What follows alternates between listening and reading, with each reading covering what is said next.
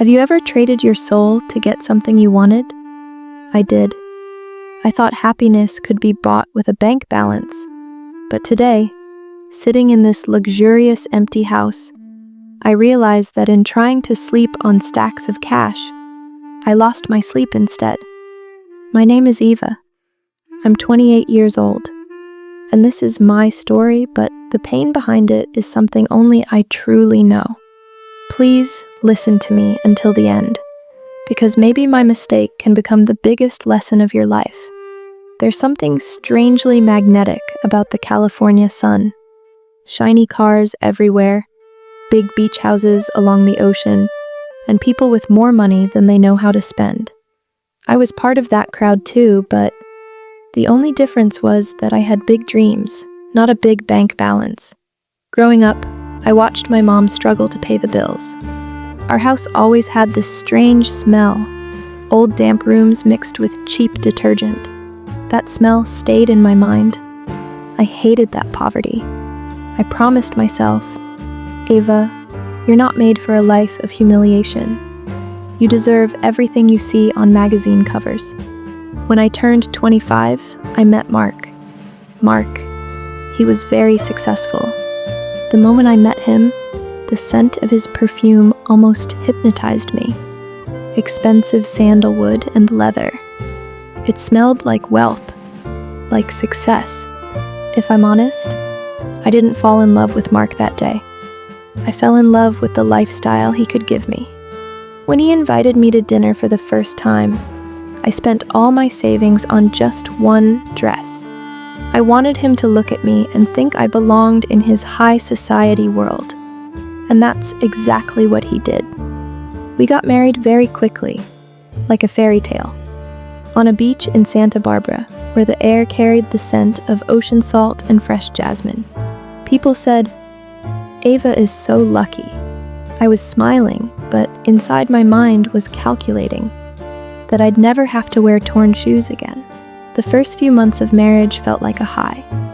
Big houses, private jets, traveling the world. I thought I had won the battle of life.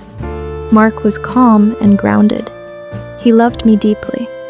Sometimes at night, he'd just look at me and say, Eva, you're the most precious thing in my world. I would just smile.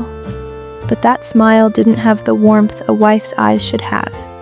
To me, he was just an investment. I preferred spending time with his credit card more than with him.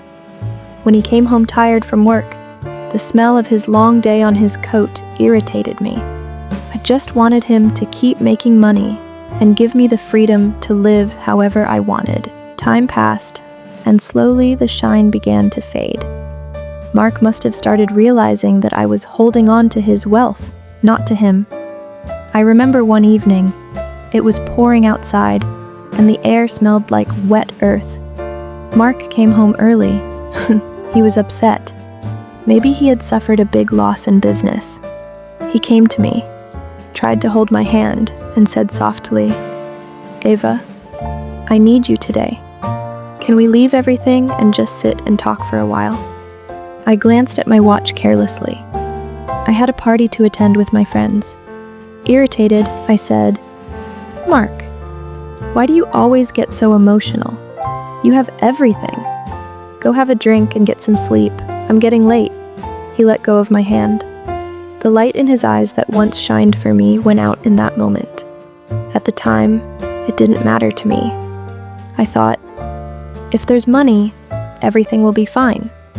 I had no idea I was slowly losing the one person who valued my soul. Human nature is strange, isn't it? We don't value what we have until it's gone. Over the next year, Mark changed completely. He came home less and less.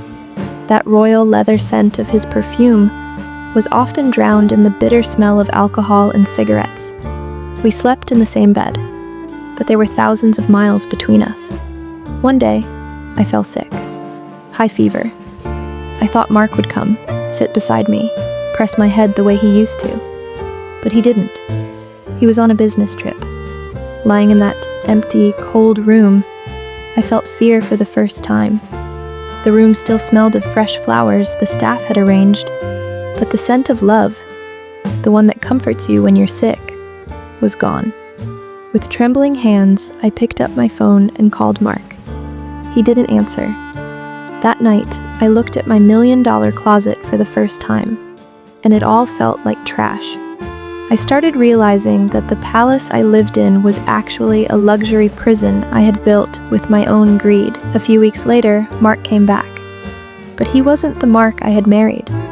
There wasn't even hatred in his eyes anymore, just a frightening emptiness. He placed some papers on the table. Divorce papers. My heart felt like it forgot how to beat. Panicking, I said, "Mark, what is this? What's missing? I'll change, I promise." He laughed. There was a strange bitterness in it. Looking straight into my eyes, he said, "Ava, you never loved me. You wanted my money, my status. I gave you all of that.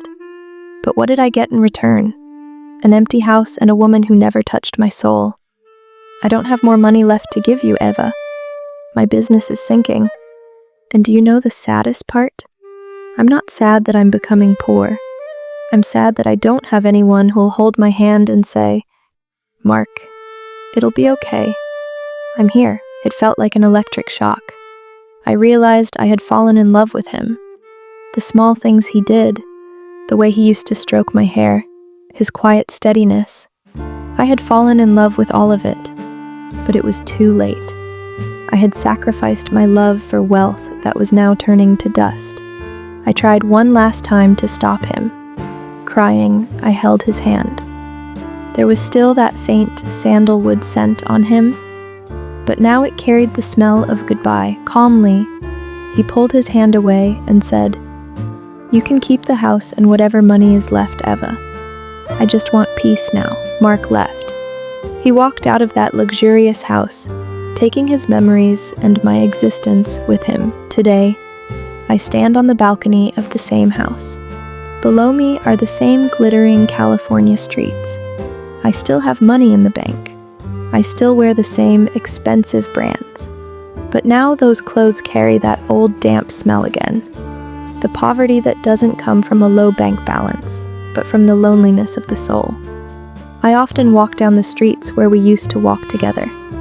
The air still feels like it holds his presence, but he's just a shadow I can never touch. I married a rich man so I'd never have to fear losing anything, and in the end, I lost the one thing no amount of money in the world can buy back. People say money isn't everything, and I used to think that was just an excuse for unsuccessful people. But today, I, Eva, the woman who has everything, am telling you with a broken heart, you can buy the most expensive bed in the world, but you can't buy peaceful sleep. You can buy a watch, but you can't buy back the moment when someone truly loved you. If you're blindly chasing something in your life that only shines on the outside, pause for a moment and look at the person standing beside you who understands your silence, because that shine may be far more valuable than the diamond you're searching for all over the world. That's my story. Incomplete, cold, and filled with the scent of memories that now I can only live again in my dreams.